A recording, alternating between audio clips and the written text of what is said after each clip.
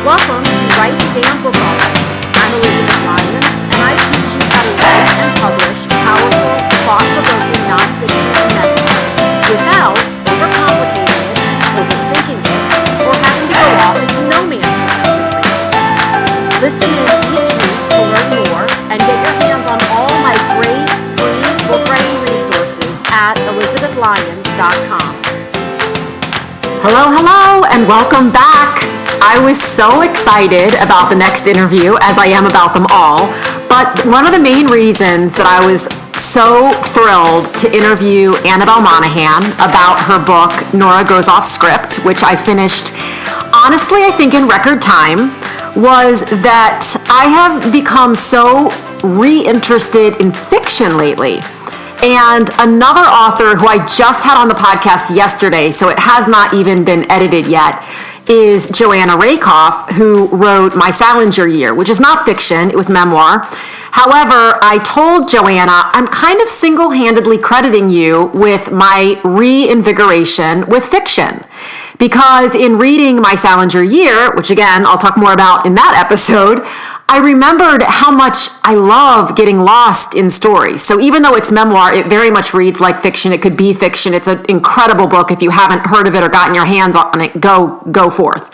But I learned of Annabel Monaghan, whom I think that Annabel's book, Nora Goes Off Script, was the next fiction work of fiction I jumped into after My Salinger Year. There may have been something by Emily Henry in between. In fact, I'm quite sure there was, because I just picked up her latest book as well, Emily Henry. I'm now obsessed with Emily Henry too, so you can count on me to stalk her to get on the podcast next in a very healthy and non-toxic way. But Annabel, I found out about through, of course, Zibby Owens. Like, Zibby is doing whatever she was designed and loves to do when it comes to partnering with authors and just getting authors out there. And Annabel, I don't even think is Zibby's author. It's just Zibby got her hands on Nora Goes Off Script, and then she posted about it on Instagram. And I'd never heard of Annabel, and I could not order it fast enough, and I did. And then apparently I couldn't read it fast enough, and then I couldn't get Annabel on the podcast fast enough. So all of this happened within a 2 or 3 week period.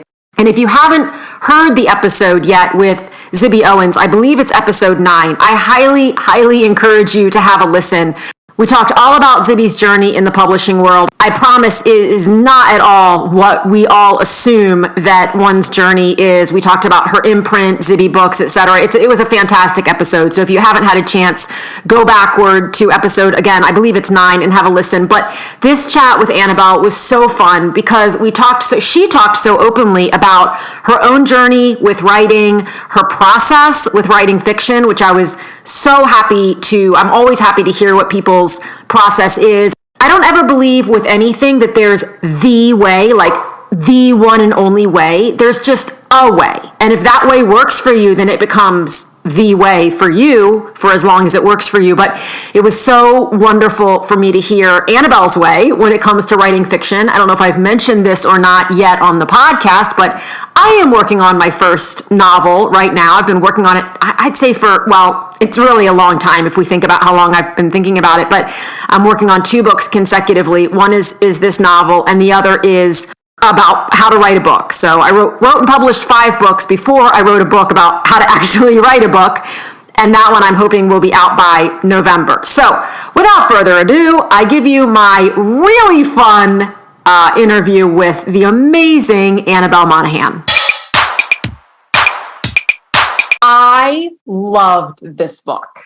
Well, thank you. Let me just start there. This is like the summer of fiction for me. I'm historically not a big fiction reader.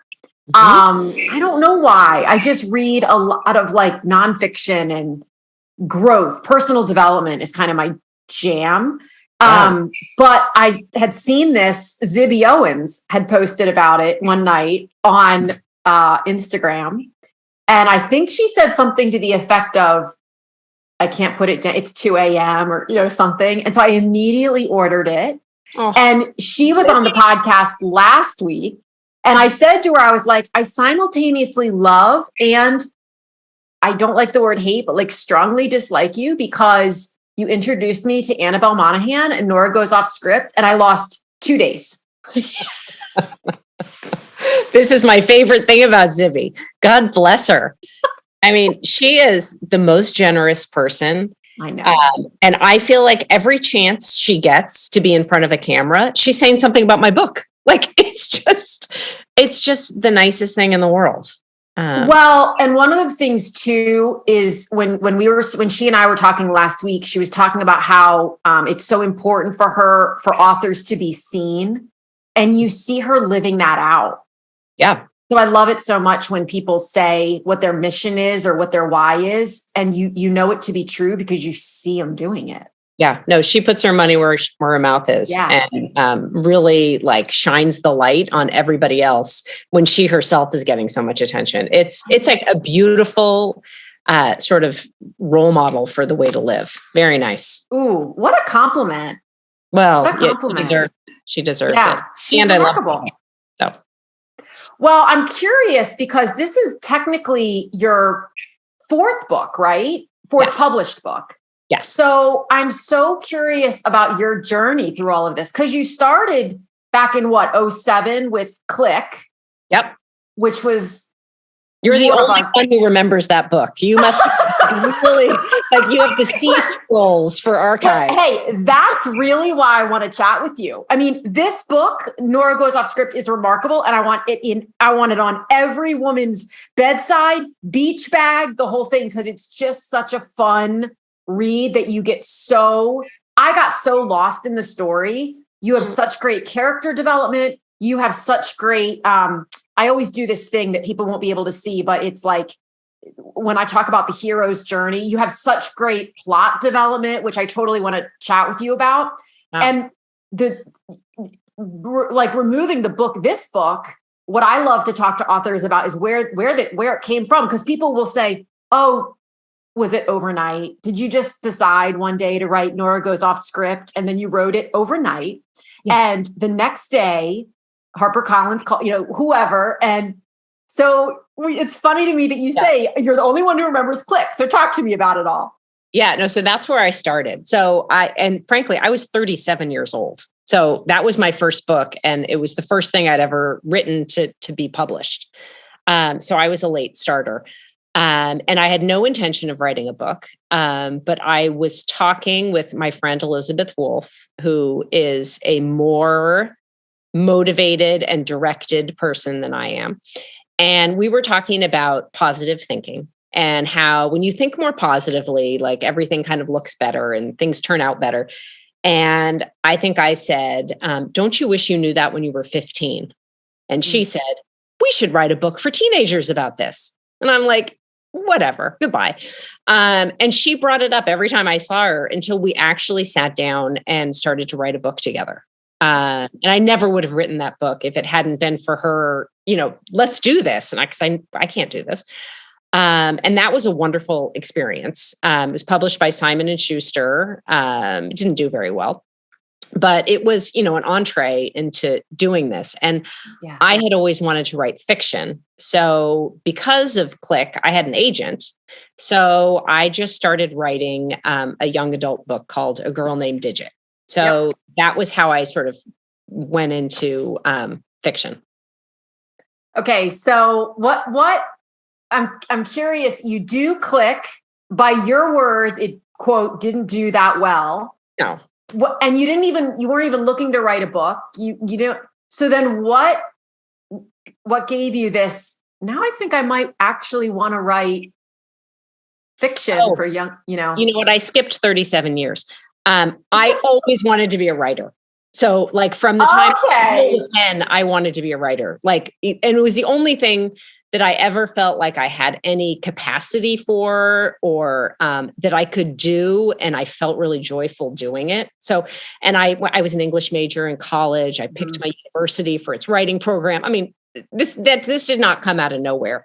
But because I didn't know how to support myself as a writer, P.S., it's very difficult to support yourself as a writer. I graduated from college and took a job in banking. So I did that for a long time and didn't have any free time. And, as you do, as you get older, I gave up on my dreams. And then I had children and, gave up on my dreams again. So that's why that took so long to start. But no, once the floodgates were open and I had written a book, I was like, dear God, like I got more. Anybody want to hear some more? And so then I started writing A Girl Named Digit, which was super fun. Yeah. And which became 2 books. 2 books. Yep. Double Digit was the sequel. Double Digit. Right. And then, so will that continue, do you think? No. So, no, there should be a 3rd book actually in a perfect world. But I never wrote it. And I occasionally get a hate letter about that. But like from a reader? Yeah. Like the readers are like, are you kidding me? I mean, and they're right, by the way. Like I should send them all $1. Like they're right. But I kind of moved on in my life. And at some point when I finished with Double Digit, I started writing a column for adults. It's just sort of this Volvo make my butt look big. Yes. It's fantastic. So thank you. So yes, I put that in a collection of essays. But I wrote that. I have been writing that column for 10 years. And I started to find my adult voice in that column. And I started to see how meaningful it was for me to write about motherhood and about being a woman. And I sort of lost my feeling for young adults. So after writing that column for a long time, I was ready at the exact right moment to write a novel for adults, which is what Nora is. And where did sort of the inspiration for the plot come from? Did it just show up one day, or did it percolate for a while? For Nora, it percolated. It was a slow burn. The year before quarantine, 2019, I was laid up in bed for a little while, and I started watching the Hallmark Channel. And I don't know. God, Hallmark Channel. No, yeah. It's exactly the way your face is making right now. So, it's these 2-hour movies. You watch 1, you watch 2, you watch 3, and then you're like, didn't I already see this one? Like they're the same movie over and over again. Right. And they're so shiny and predictable and perfect. And frankly, you can't turn them off. You can try, but you can't. And I started to think about who writes these movies. Like, is it a super romantic person writing these movies? Or is it somebody who's just doing this to make a living and is maybe rolling their eyes the whole time they're typing?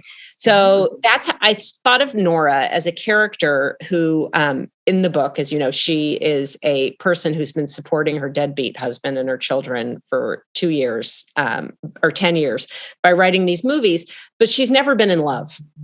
And so I thought it would be really fun to run a person like that through that, toe curling, spine tingling romance, like that big romance, and see how she'd react. So that was where I started with that story.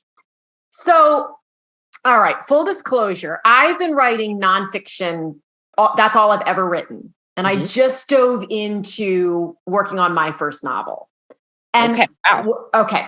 So what I'm finding, and we could say that this is because I'm such an overthinker and an overanalyzer, but what I'm so fascinated with is, so you get this idea about Nora and where do you take it from there to figure out the whole, did you figure out the whole thing before you started writing? Did it come to you as you were writing? What's your process? What was your process? So that's the right process. And that's the process I recommend to people. I don't, I write much more from my heart than from my head. Yes. And when I'm writing well, I'm writing from my heart. And this is another reason why I should not be writing nonfiction, because in nonfiction, you have to be right.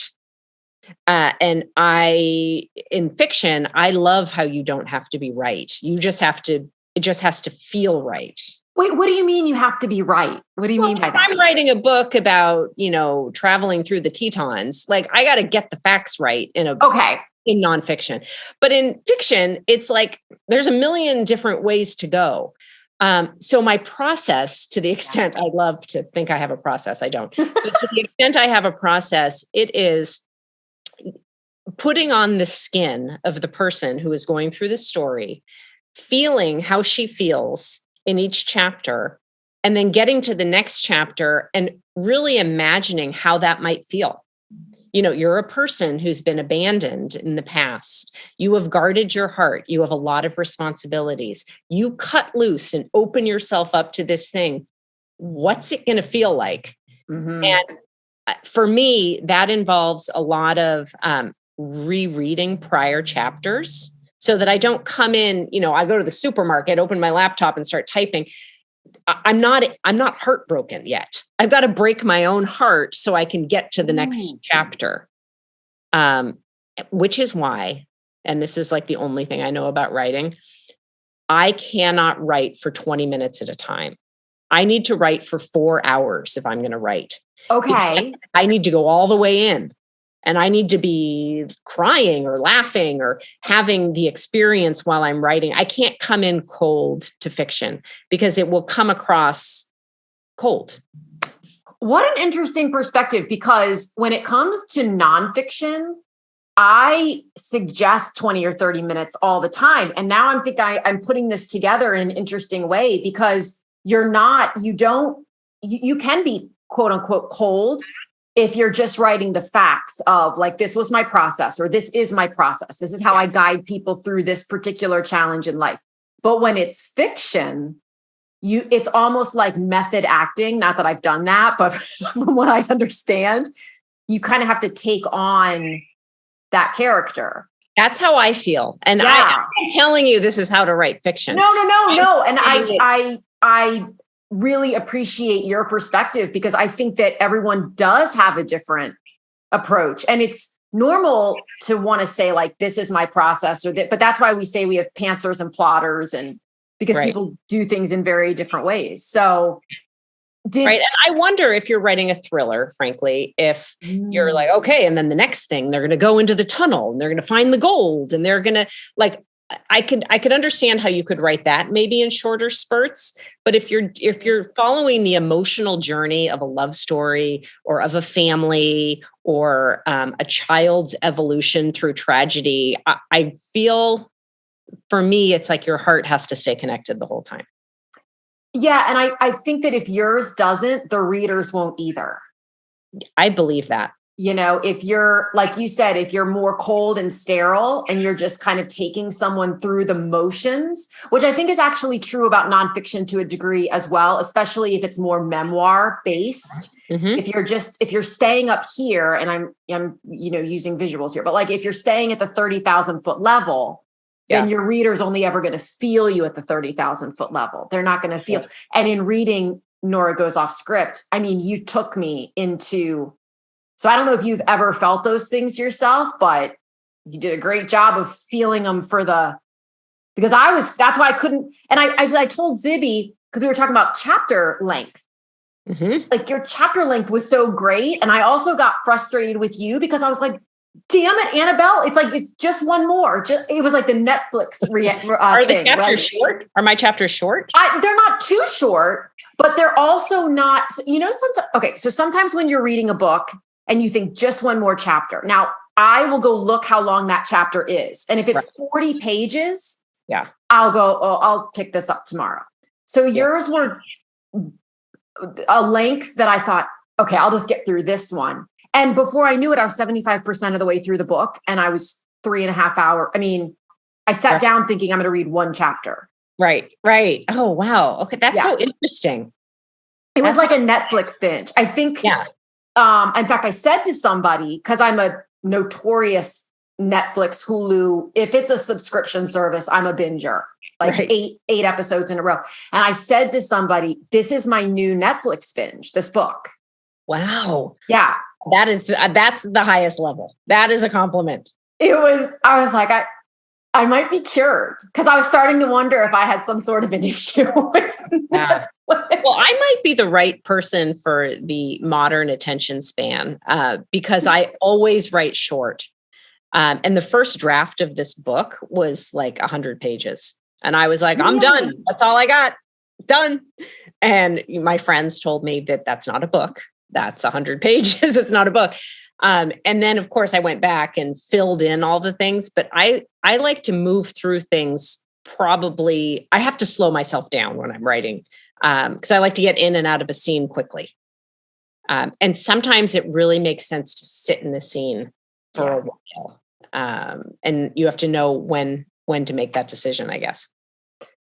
What works for you when it comes to what I call beta readers? I don't know if that's what you call them, but people that you share. So your friends that you shared your 100 pages with, or what works for you in terms of bringing people in and helping you develop the story before either you pitch it or propose it or work with your editor on it, whatever the case may be? Well, and Nora, I wrote it during quarantine, and I wasn't sure if it was a book. I was just sure that I liked it. And so I said to two friends, Linda Cohen-Loigman and Karen Duquesne, who are very, very accomplished writers, I said, I think I wrote a book. And they were generous enough to read it. And they didn't give me any feedback except that they didn't like my title. But they said, for sure, this is a book. And that was a great confirmation. If you give it, for me, if I give something that is not a whole thing yet to somebody who's not a writer, their reaction is going to kill my confidence, because they're going to say, what? This part, and I know I'm going to fix that. I'm going to fix that. Yeah. But a friend who's a writer knows that you're going to fill in that gap. That's interesting. Yeah. They know what you're working with. Okay. Like, what is this? What a great testament to the value of writing groups, or a writing, because I do think that when you hand it off to someone who doesn't really, two things happen. One is what you just said. And the other potentially is they want to be of value so much that they find something they don't like just to find something they don't like. Oh, yes. Right. Yeah, for sure. I think that's true. And I would say that one of the most surprising things to me over the last 10 years is how valuable writing friends are. Because people always used to say, oh, you're a writer, you should meet my cousin, she's a writer. I'm like, this is not a networking job. Like, I got to write the book. She's not going to help me write the book. But when you work alone all day, as you know, it is so nice to have a friend to reach out to and say, I haven't heard back from my agent. How many days should I, what, just the advice, or this happened to me once and here's what you should do. And just the support. I mean, it's just that it's been great. Where did you collect your, how did you form your group of writer friends? Just in a really random way. I taught writing, novel writing at the Sarah Lawrence Writing Institute, Sarah Lawrence College, for a couple of years. And I met a lot of writers there who went on to publish. And then with my other books, I've done a bunch of writing events, and frequently you do those with 3 or 4 writers. And then we became friends. I also have a writing series, or an author series, at my local library called Friends with Words. Do you get it? It's like Words with Friends. Exactly. I love it. No one gets it. And I have to explain it every time. So I bring authors from all over, and then I get to know them. So it's like cocktail party getting to know people. It's just I love that. But it's been really nice. And I guess you get to know people by supporting them. Right. And then they support you. So absolutely. It's a reciprocal thing. Yeah. So you wrote it, would it be correct to say that you wrote it before you pitched it or proposed it? Yes. Okay. And so can you talk about that process at all? Like, once you've got it and you're feeling really good about it, and then taking it, and did you already have an agent? Did you get a new agent for this one? Like, what was that process? Yeah, this is a crazy story. But I had my agent from my young adult books. And I emailed her in August of 2020. And I said, I wrote a grown-up novel and I love it. Can I send it to you? And she said, yes, I can't wait to read it. So I didn't hear back from her in September, and I emailed her again and she did not reply. And I emailed her again in October, and then in November, and then in December. And one of my writing friends said, she might not be interested.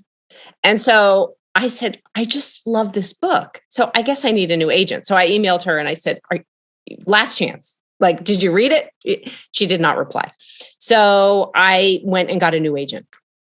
And that agent was really excited and sold it in 2 days. She sent it out on submission, and it was like there was a lot of interest, and I have the best editor, and it just was like it all worked out in like a really beautiful way. But honestly, I was very close to saying, you know what, I'm getting ghosted. This is probably terrible. Maybe I'll just give up. Did you ever consider like self-publishing, hybrid publishing? Did you ever consider that approach? Not for this book. No. Okay. No. I mean, I guess I would have, but it had never gone out on submission. Like no one had read it. So I just wanted to give it a chance. I see. Okay. So yeah. And when it went out, it went quickly. So that was a really like ultra happy experience. And I love talking to traditionally published, hybrid, self-published, like all of it. I'm a self-published. I've never traditionally published. So everything I've ever done is self-published. I have my own publishing house. But I'm very transparent about the fact that I'm not opposed to any paradigm. Right. I think that sometimes people have certain expectations, specifically of the traditional world, that don't end up panning out. So many people, you had a beautiful situation where it was picked up in 2 days. Many people are waiting, months, if not years, just to hear back from an agent. Right. And so ultimately, but what was your favorite thing about working with a traditional house? Well, in this instance, it's just been all the support. I mean, they are really like getting my book out there in front of people. So and I really love my editor. I love the collaborative feeling of all of it. It's been wonderful. But I will tell you that I had that experience with my Volvo book. No one wanted to publish that. And, no one cares about a collection of essays. No one wants to. And I was like, yeah, I hear you. Maybe not. And you don't have enough of a platform. I mean, like if I heard that every day. So I self-published that book. And I have to tell you that experience of having full creative control of a process was so fun. I felt like it was like I was running a business. Like you are. Yeah. And you know everything that's happening. And I don't know. I really liked that. That was a very positive experience too. I really do believe because I have so many friends who have traditionally published. And of course, I'm so immersed into self-publishing or indie publishing, however you want to call it, world, small press, that I really believe there are pros and cons to both. Yeah. And I love that you're saying that your publisher has given you so much support in getting it out. So how? Because all I hear, honestly, is that traditional publishers do nothing anymore. So what a great testament to yours that they are. What are they doing to help? They're just amazing marketing, getting my book in front of media outlets where it's getting covered. They sent galleys out to lots of people who like got buzz going on social media and Instagram. I mean, the Instagram community is amazing. I actually don't know what kind of magic they do in their little box, but I have felt really supported. That's great. But with like my young adult books, my publisher didn't do much to support those books. So I've had both experiences. Sometimes you win, sometimes you lose. I don't know. Yeah, that part's interesting. And I sort of wonder too, if it comes down to what's going on in the market at the time or what kind of a day someone's having. I mean, it's like, what kind of a relationship you have with your editor and all those sorts. I don't know how much the editor plays into that, but I'm glad you've had such an amazing experience. Yeah, no, I've had a really good experience. I am really grateful, and I'm also very surprised because I've only heard what you've heard. Like the thing that you're saying is what I hear every time I leave the house. Okay. But it's actually really great. That's great. And when I hear that from people, I'm so happy. Yeah. Because it will be great when in the indie realm, we can find a way to kind of merge those things. And of course, Zibby has a great, her platform with Zibby Books and partnership. I mean, she's really disrupting the status quo when it comes to partnership between publisher and author and really having that be a lovely experience. Because I think you just don't know what you're going to get sometimes. No, right? Yeah. And I think it's a thing that should be disrupted. Yeah. I'm reading a book that she's publishing, I think in January. It's one of the best things I've read in a really long time. So I think it'll be one of her first Zibby books. Okay. So that's really, well, I can't wait for that. I mean, I don't think there's anything she could do that I wouldn't immediately order. And it's really just because of who she is. This is turning into like the Zibby Annabel show. yeah, weird. We're not obsessed. We're normal people. But I think it's become such a business, and people have, authors, especially who are trying to, whether it's build their platform or just do what they love. Yeah. I mean, as writers, so many of us just love to write. We can't not write. And not tell stories and not imagine things. And you have a line in here, by the way. I was reading it to somebody the other day. Let me find it. You spoke to why I want to write fiction. I understand why I write. To write is to recreate something as you'd like it to be. I do think that's why I write, actually. That's Nora's thought, but I think that started as my thought. And I think I've done that my whole life, just even as a child. Yes. And I finally, because I've been writing since I was 6, and I finally recognized in that line, like I know why I write nonfiction. Yeah. But I wasn't really sure, why do I feel compelled to write fiction? Yeah. That's why. Yeah. I mean, wouldn't it be nice if we could tie up all the loose ends and everybody could learn something and everybody could be a little better by the end, and we could appreciate people for their flaws? I mean, there's a lot of things that I'd like the world to be that way. And I'm probably going to write a lot of that. So that's what I was going to ask you. Is there another one in the works? Yes, I'm really excited. I have a book coming out next summer. It's also a love story. It feels different than this book. She's not a mother. She's 30 years old. And she brings her fiance to her parents' beach house to look at a wedding venue, and comes face to face with the boy who broke her heart when she was younger. And it goes through the family and what happened to their families. And I'm still working on my elevator pitch. But it's a more emotional story. But I really love it. So let's talk about it next summer. Oh my gosh, for sure. Quick question though. You said you're still working on your elevator pitch, which I love, because is the book, is it fully written or is it still being written? No, it's done. It's done. And you're still, I'm going to put air quotes, but stuck on the elevator pitch? Yeah, I don't know how to say. I actually love that. Like, I want to give you a book to read. This is so funny to me. I love writing. I love writing a novel. The thing I don't love is summarizing. It's like, I wrote a whole novel. Why do you need to know what it is in one page? How about just read the whole book? You've got time. So I just hate having to come up with the thing to say that's going to make you be like, oh, great book. Do you feel pressure in that? Like if I say it wrong, they're not going to, it's almost like a child. Like if I sell it, quote unquote, I'm putting air quotes again, but wrong, then they're not going to buy it. And my child isn't going to be seen. Yeah. Yeah.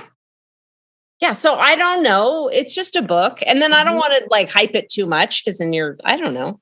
I know this is the challenge, because as a book coach, and again, specifically in the nonfiction memoir realm, I'm like, let's get this hook figured out, elevator pitch, however you want to call it. Let's get this figured out sooner than later. And I do know from, that the hook sometimes figures itself out as you're doing the writing, but I so resonate with that when it comes specifically to fiction. You're like, I just want to tell us, it's just a good story.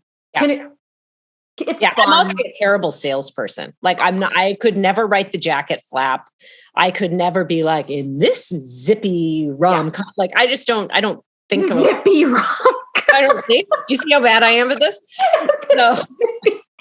But I've said that back cover copy is so hard. It's really hard. It is so challenging to me anyway, because you've got to summarize, 200 to 350 pages worth of stuff into 3 paragraphs. Like, how do you do that? It's not I'd rather easy. write a whole book than write the jacket copy. I really all day. Yeah. All day. If you're not comfortable with sales, because I've yet to meet an author who's like, I love sales. Right. And I even like talk to a lot of people who are salespeople and they're writing about how to be a good salesperson. And then when it comes to selling their book, they kind of retreat a little bit, which is interesting to me. How do you move through that so you can support the book? I'm on a tour. Like I'm talking to a lot of people about my book. And I want to tell you about my book and I want to answer questions about my book, but I don't want to say, can I have your $27? And I also don't want to say, could you leave a review on Amazon and Goodreads? Like, I feel really uncomfortable saying that. I do say it sometimes, like to people I know. I'm like, that was a nice thing to say. Could you type that up? But it kind of takes the joy out of it for me. It's like, I wrote a story. I want to share this story with you. And I don't want to turn this into a business. I was just going to say, do you think that maybe that's what it is for creative people, is that we're about the heart of the creativity? And when we feel like we have to try to make it transactional, it feels really ick. Yeah. And that's what booksellers are for. That's what, that's really nice if you can just leave that in somebody else's hands. Yes. Because that's a weird way to connect with somebody. Like, I'm trying to show you my heart through this story. Can I have your $27? Yeah. It's weird. It just doesn't feel right. I agree. And it's such a challenge because I tend to believe that people don't buy books from publishers or even necessarily from booksellers unless the bookseller is actively promoting that one particular book. I personally connect with the author. And then I'm like, what has this person written? I want it all. Yeah. But I think there's a way for me to connect with an author without the author saying, which is why I believe that it's so important for authors to not feel like their social media posts have to just be, my book is out with a link. Like, let me get to know you. Exactly. And then I'm going to, very challenging thing. Yeah, it is. How much do people want to know about my dog? Because they're probably following me on it. Be surprised. He's cute. Especially if it's a cat. You'd be really surprised how much they want to know about your cat. But I should get a cat. Yeah. I'm starting to feel that all writers maybe should, I hate the word should, but maybe we should all have a cat, because I feel as though that's a great entry point. Dogs probably too. Birds, just get I don't want a bird either, but just get a mammal. Some sort, like I'm not telling you to. I'm just saying maybe we should all do that. I don't know. Get a mammal. I write this down. What did you take from your interview today, Annabelle? Well, get a mammal. That's what I got out of this. I think, thank you for sharing yourself, for sharing this story. Like, thank you for not just letting Nora's experience live in your head and stopping at 100 pages. Thank you for fleshing it out. Thank you. It's just so good. And I'm going to go, you just reminded me, I'm going to go leave my review the minute I hang up, because I haven't reviewed it yet. Thank you. Yes. People need a reminder. They do, because if you're not a writer, you don't think of this. I mean, and I'm telling you, like, I called my sister and said, would you please review my book on Amazon? I mean, you have to remind people to do it, because it's just not, it's not something. And then they probably didn't post your sister's review because they somehow figured out that she's your sister and that's forbidden.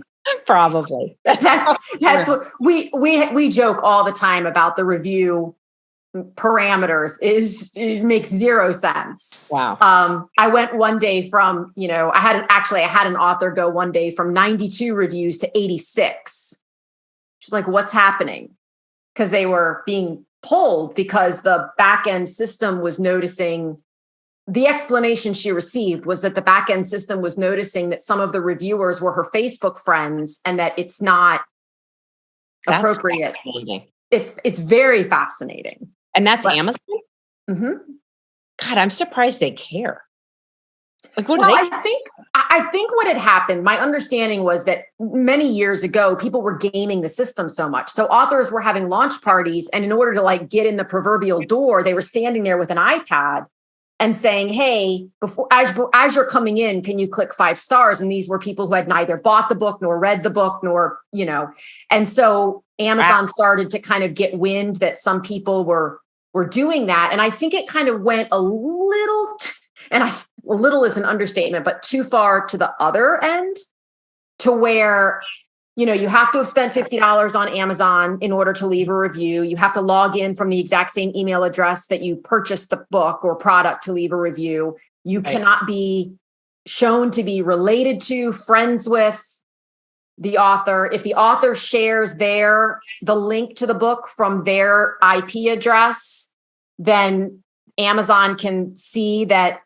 That is fascinating. Yeah, that the author has shared the link, and therefore it's been a solicited, see my air quotes, review. And you're not allowed to solicit reviews. You're not allowed to post technically on social media and say, would you please go review my book? I did not know that. That's fascinating. So it becomes a very difficult endeavor. Yeah. Because people will say, I swear I reviewed your book. And you're like, Karen, you didn't. Yeah, I don't see your review. And Karen's like, I swear I did. Okay, that's amazing. Yeah. Huh. Yeah. Huh. Well, good thing I don't look at my reviews, because then I would know. Do you not? No, I don't. Okay. Tell me about that real quick before I let you go. Because I look at the number of reviews and I look at the stars, and that's really nice. But I just don't feel like that's a healthy. First of all, I don't think it's a healthy amount of self-focus. Like, what am I going to read 1,500 people saying they liked my book? That's weird. Like, what am I, you know what I mean? And then what does that do? That's like a weird thing to have in your head. And, and then to read about the people who hated your book, like what is that going to do for what does that do? Forward? I just look at the number and the stars. Okay. Not all the things. Okay. I like that. I think that's healthy. I think mental health is for me, that's mentally healthy. That would be mentally healthy for me as well. Yeah. Let's not get obsessed with ourselves. Let's not. Right? Or with what other people think, because usually it has nothing to do with us. Well, I stand corrected, because that's exactly the point. Yeah. But we make it mean something about us. And then we go down. And then we go down. And we go down. We want to stay up. We want to stay up. People up. Stay up with our cats and our dogs and whatever else. Yeah. I'm going to put all the links. What's the best place for people to find you? I think I'm the most active on Instagram, and that's Annabel Monaghan, all one word. But my website is annabelmonaghan.com. Monaghan is a G. Yep. Same on Facebook, same on Twitter. Thank you so much. Can I please have you back when the next one comes out? I'll see you next year. Thanks so much for listening today. If you enjoyed this episode, I'd be so grateful if you take just 2 seconds, that's seriously all it takes, to review, subscribe, or even share this episode with someone that you dearly love, so I can help more people get their damn books written already. Have an amazing rest of your day, and I'll talk to you again soon.